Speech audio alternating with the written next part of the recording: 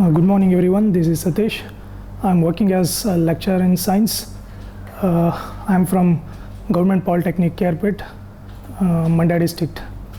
Today I'm going to discuss about the phenomenon total internal reflection. Before knowing this phenomenon, I'm going to explain the phenomenon such as reflection and refraction. The phenomenon of bouncing back of light in the same medium is known as reflection, whereas refraction is a phenomenon of bending ray of light when light ray travels from one medium to another.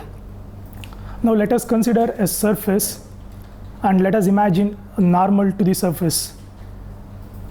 Let us consider a light ray is passing from one medium to another medium. So this light ray will be called as incident ray. Initially it has to pass through the surface, and this incident ray entering into the next medium, that is second medium. So then you can observe the nature that will be called as bending nature. So that will be called as refracted ray. So once the angle was increased for the incident ray, you will observe the increase in angle of refraction. It happens regularly. Suppose if you increase angle of incidence more, angle of refraction will be 90 degree at some point. So that will be called as critical angle. Further increase of angle of incident ray, so this refracted ray will appear in the first medium, means it will be completely reflected in the first medium. So this phenomenon is known as total internal reflection. Hence we can define total internal reflection is a phenomenon which occurs when propagating light strikes a surface from the first medium at an angle larger than the angle of incidence, called critical angle with respect to the surface normal.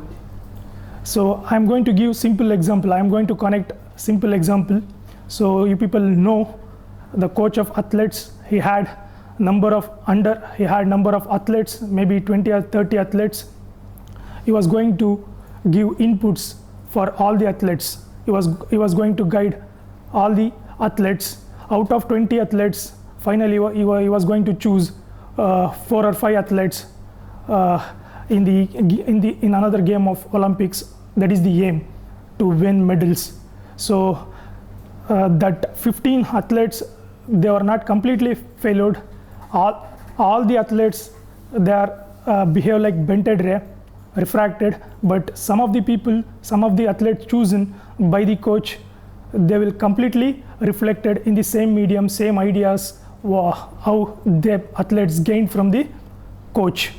So this is the total internal reflection, what final aim was reached.